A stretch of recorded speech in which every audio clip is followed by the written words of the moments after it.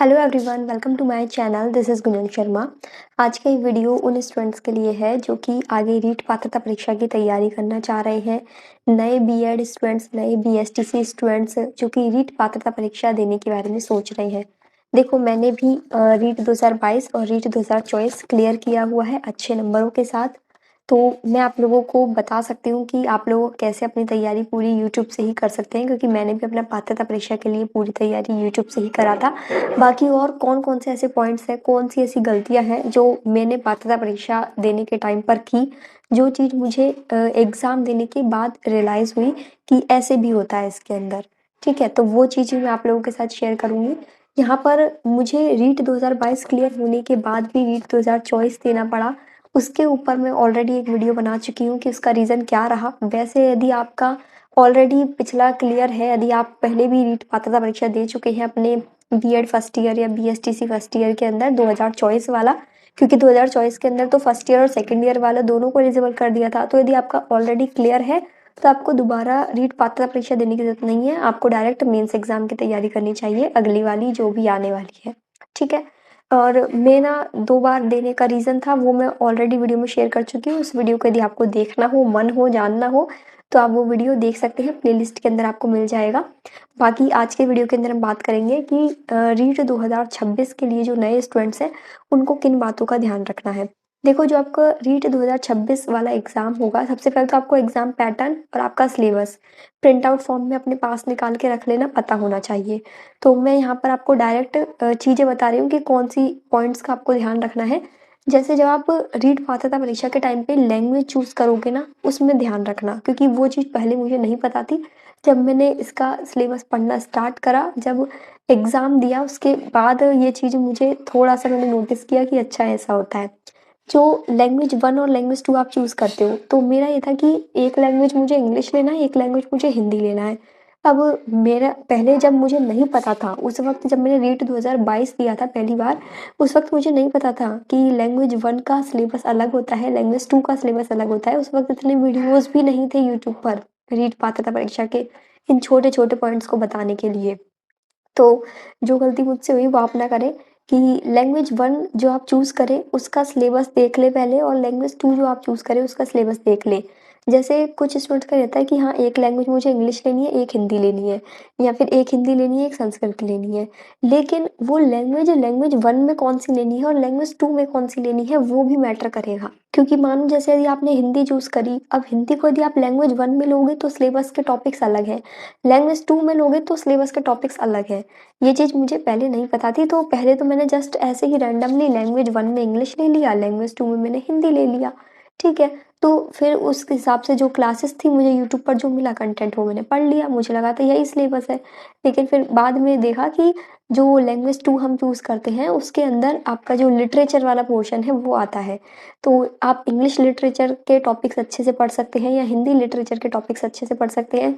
तो उसी के अकॉर्डिंग ही अपना लैंग्वेज 2 चूज़ करें, क्योंकि जब आप लैंग्वेज 1 और लैंग्वेज 2 यदि अलग-अलग दे रखी है, तो उनका मतलब है कुछ अलग-अलग, उनके सिलेबस के टॉपिक्स अलग-अलग है। आपको 2 लैंग्वेज तो पता है कि हाँ, मुझे इंग्लिश हिंदी लेनी है, मुझे हिंदी संस्कृत लेनी है, लेकिन लैंग्वेज 1 में लेनी है या लैंग्वेज 2 में लेनी है, इस चीज़ को आप सिलेबस देख कर डिसाइड करें कि लैंग्वेज 1 के सिलेबस के टॉपिक्स आपके लिए ज़्यादा ईज़ी हैं, लैंग्वेज 2 के सिलेबस के टॉपिक्स, तो उस हिसाब से आप अपना लैंग्वेज 1 और लैंग्वेज 2 चूज़ करें, ठीक है? दूसरी पॉइंट जो आपको याद रखनी है, जो आपका पात्रता परीक्षा है उसके अंदर आपका साइकोलॉजी वाला पोर्शन है, 30 नंबर का आपका साइकोलॉजी का है। अब जो आपका पात्रता में साइकोलॉजी है, वही आपके मेंस में भी साइकोलॉजी आएगी। तो एक ही बार में आप साइकोलॉजी को अच्छे से पढ़ें ना, बजाय ऊपर-ऊपर केवल पात्रता परीक्षा पास करने के। मैंने जो अपना पहला पात्रता परीक्षा दिया था 2022 वाला, तो मैंने जस्ट मतलब पूरा सिलेबस मुझे यूट्यूब से क्लासेस मिल गई थी, एक प्लेलिस्ट मिल गई थी जिसमें कुछ वीडियोज़ थी 60-70, तो मैंने वो पूरी वीडियोज़ यूट्यूब से क्लासेस देख के और उसके नोट्स बना लिए थे। फिर मैंने उसको जब नोट्स पढ़ा तो ठीक है, मैंने मोटा-मोटा जो-जो मुझे याद हुआ ऊपर-ऊपर से वो मैंने पूरा याद करके और ऐसे ही साइकोलॉजी के दे दिए। तो उस वक़्त मेरे क्वेश्चन एग्ज़ैक्ट कितने सही हुए वो तो मुझे याद नहीं है, बट ये था कि मैंने साइकोलॉजी ऊपर-ऊपर से ही पढ़ा था, ज़्यादा डेप्थ में भी नहीं पढ़ा था। लेकिन फिर जब मैंने रीट 2024 वाला दिया तो मुझे पता चला कि यदि प्री में ही हम साइकोलॉजी अच्छे से कर लें, तो मेंस में हमें फिर साइकोलॉजी के लिए उतना टाइम देने की ज़रूरत नहीं पड़ेगी। क्योंकि दोनों का जो साइकोलॉजी का सिलेबस है वो सेम सा ही है। बस थोड़ा-सा उसका क्वेश्चंस का लेवल बढ़ जाता है, थोड़ा-सा और आप उसे डेप्थ में पढ़ लो। अदरवाइज़ यदि हम पहले ही पात्रता परीक्षा में ही साइकोलॉजी का सिलेबस अच्छे से फुल तरीके से तैयार कर लें, तो हमें मेंस में उस साइकोलॉजी को उतना टाइम देने की ज़रूरत नहीं है। हम बाकी जो अदर सब्जेक्ट्स हैं ना थर्ड ग्रेड मेंस के, उसमें हम टाइम दे पाएँगे। ठीक है? तो वो साइकोलॉजी जब आप पहली बार पात्रता परीक्षा की तैयारी कर रहे हो, तभी अच्छे से पढ़ लो। ठीक है? नाउ तीसरा पॉइंट है सब्जेक्ट को लेकर, जो आपका मेन सब्जेक्ट रहता है, 60 नंबर का सब्जेक्ट आता है पात्रता परीक्षा में। अब जैसे मैं मैथ्स की स्टूडेंट हूँ, तो हमारा 30 नंबर का मैथ आया था, 30 नंबर का साइंस आया था। एसएसटी वालों का 60 नंबर का एसएसटी रहता है। बाकी जिनका लेवल 1 है, तो उनके लेवल 1 के सब्जेक्ट हो गए। ठीक है? तो आपका जो भी सब्जेक्ट है, उसको भी आप पहले से ही अच्छे से तैयार करके रखें, ताकि मेंस में आपको ज़्यादा दिक्कत ना आए। अब देखो मैं एज़ ए मैथ स्टूडेंट, मुझे साइंस भी पढ़ना था, 30 नंबर में 30 नंबर का मैथ पढ़ना था। तो जो मैथ का सिलेबस था, वो मेरा ये समझ लो मैंने पढ़ा ही नहीं, क्योंकि पूरा तैयार था। मैथ में 10th तक की मैथ थी, बिल्कुल ईज़ी क्वेश्चन थे, तो वो मेरे तैयार थे ऑलरेडी। फिर साइंस के अंदर था फिज़िक्स, केमिस्ट्री, बायो। अब बायो आखिरी बार 10th क्लास में पढ़ा था, उसके बाद फिर बायो इसके अंदर पढ़ने में बहुत ज़ोर आ रहा था पात्रता परीक्षा में, तो मैंने बायो वाला पोर्शन छोड़ दिया था।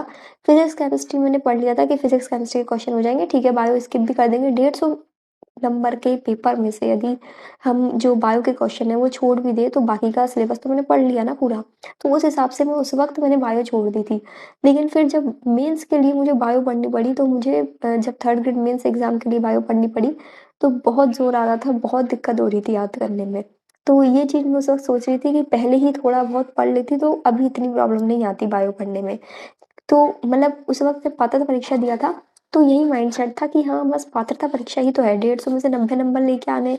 अब मैं चाहे 100 नंबर लाऊँ, चाहे 140 नंबर लेके आऊँ, इससे मतलब ये मार्क्स जुड़ेंगे तो है नहीं, केवल पात्रता परीक्षा पास करना है। तो उस वक़्त तो मेरा माइंडसेट यही था पात्रता परीक्षा पास करते टाइम, कि बस पात्रता परीक्षा क्लियर करना है मुझे। भले ही थोड़ा बहुत यदि बायोलॉजी का सिलेबस छूट भी जाएगा, तो मेंस में देख लेंगे। तो उस वक़्त मैंने नहीं पढ़ा था, लेकिन फिर बाद में मेंस से मुझे बहुत मतलब ये था कि पढ़ने में, बायोलॉजी याद करने में, रटने में उसे बहुत दिक्कत हो रही थी, क्योंकि मेरा बायो लास्ट 10th क्लास का पड़ा हुआ था। तो पात्रता परीक्षा में भले ही आप, यदि आप जैसे लास्ट टाइम पे आपका कोई और एग्ज़ाम भी चल रहा है, मानो आप बीएड के एग्ज़ाम चल रहे हैं या एमएससी आप कर रहे हो साथ में, और उस वक़्त आपका रीट पात्रता परीक्षा लग रहा है, तो फिर आप पात्रता परीक्षा में टॉपिक छोड़ भी सकते हो, क्योंकि पात्रता परीक्षा के जो मार्क्स हैं, वो आपके फाइनल मेरिट लिस्ट में काउंट नहीं होंगे। लेकिन यदि आपके पास टाइम है, तो पूरा सिलेबस ही पढ़ लो, क्योंकि वो आपके मेंस में भी काम आ जाएगा। जो भी आप यहाँ पात्रता परीक्षा के लिए पढ़ोगे, फिर मेंस में आपको कम टाइम देना पड़ेगा।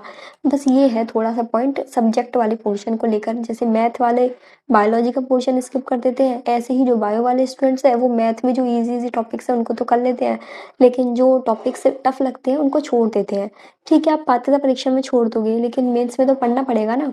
तो मेरा बस इतना सा कहना है कि यदि आपके पास टाइम है, तो अच्छे से पढ़ ही लो एक बार, बाद में कम टाइम देना पड़ेगा। और यदि आपका ऐसा है कि हम तो 1 महीने में क्लियर कर लेंगे पात्रता परीक्षा, तो फिर आप छोड़ भी सकते हो। जैसे मैंने बायोलॉजी का पोर्शन छोड़ा था, बायो वाले मैथ के कुछ टफ चैप्टर्स छोड़ सकते हैं। इसी तरीके से लेवल 1 के अंदर भी जो आर्ट्स वाले स्टूडेंट्स हैं, तो उनका ये रहता है कि हम मैथ्स के क्वेश्चन छोड़ दें, या फिर इंग्लिश के क्वेश्चन छोड़ दें, जिनकी इंग्लिश वीक है। तो वो भी इस तरीके से कोई-कोई पूरे सिलेबस नहीं पढ़ते, जो सब्जेक्ट उन्हें टफ लगते हैं, वो पात्रता परीक्षा में छोड़ते हुए ही चलते हैं सब। क्योंकि पात्रता परीक्षा के जो मार्क्स हैं, वो इतना मैटर नहीं करता कि आपके 140 नंबर आ रहे हैं, 100 नंबर आ रहे हैं। वहाँ केवल क्लियर करना है। फिर लेकिन आप वहाँ तो उस टाइम को बचा लोगे, या वहाँ आप ढील दे दोगे कि ठीक है, ये छोड़ दिया सिलेबस में, लेकिन वो चीज़ आपको थर्ड ग्रेड मेंस के सिलेबस के अंदर तो पढ़नी पड़ेगी, क्योंकि आजकल कॉम्पिटिशन इतना है कि आप सिलेबस इस तरीके से पढ़ के नहीं जा सकते कि 70% कर लिया, ठीक है, इसमें से कर लेंगे। इस वक़्त जो कॉम्पिटिशन है, वो बहुत ज़्यादा है कि आपको पूरा सिलेबस पढ़ना ही पड़ेगा। लगभग 90% से ऊपर सिलेबस तो आप अच्छे से तैयार करके जाएँ, तब जाके आप कहीं कॉम्पिटिशन में आ पाएँगे। बाकी जो स्टूडेंट्स पूरा सिलेबस कर रहे हैं उनके साथ, तो वो चीज़ रहती है। प्री में बचा लोगे, मेंस में करना पड़ेगा। ठीक है? और इसके अलावा मैंने वैसे यहाँ कॉपी में लिखे हुए हैं सारे पॉइंट्स, ताकि मैं आपको बता पाऊँ। तो लास्ट टाइम पर जो स्टूडेंट्स तैयारी कर रहे हैं, जैसे आखिरी के 10-15 दिन पहले यदि आप ये वीडियो देख रहे हैं पात्रता परीक्षा के लिए, हालाँकि अभी तो पात्रता परीक्षा लेट है, तो अभी तो आई थिंक आप ये वीडियो देख रहे हो, तो आप पात्रता परीक्षा के लिए पूछोगे कि कब पात्रता परीक्षा लगेगी, तो उसके ऊपर मैं ऑलरेडी एक वीडियो लेकर आऊँगी नेक्स्ट, कि आपकी पात्रता परीक्षा का पिछला जो टन रहा है।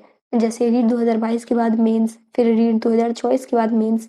तो अब नेक्स्ट रीट पात्रता परीक्षा कब होगी उसके ऊपर मैंने एक ऑलरेडी डिटेल वीडियो बना लिया है, तो वो आपको चैनल पे देखने को मिल जाएगा थोड़े टाइम बाद।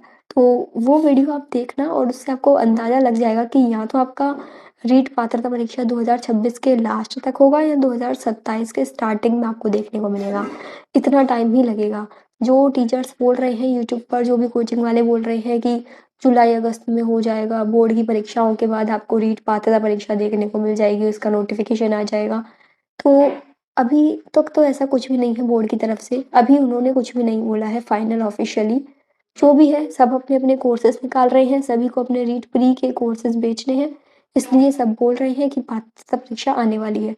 जबकि ऑफिशियली यदि पिछले सालों के जो देखें, रीट मेंस के बाद रीट पात्रता परीक्षा होने में कितना एक लंबा टाइम लग जाता है, तो वो चीज़ इस बार भी रहेगी। बस ये है कि जिन्हें पढ़ने में थोड़ा-सा स्पीड धीरे है या ज़्यादा टाइम लगता है, तो वो अभी से तैयारी शुरू कर दें।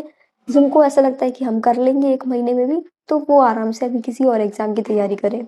बाकी फिर भी यदि इसके अलावा आपका कोई डाउट हो, कोई भी क्वेश्चन हो, तो as a senior I can answer your all your questions and try to solve your problem. Please write down your questions, your doubts in comment section. Thank you for watching this video and please share this video to more students. Bye bye. Take care. Have a good day.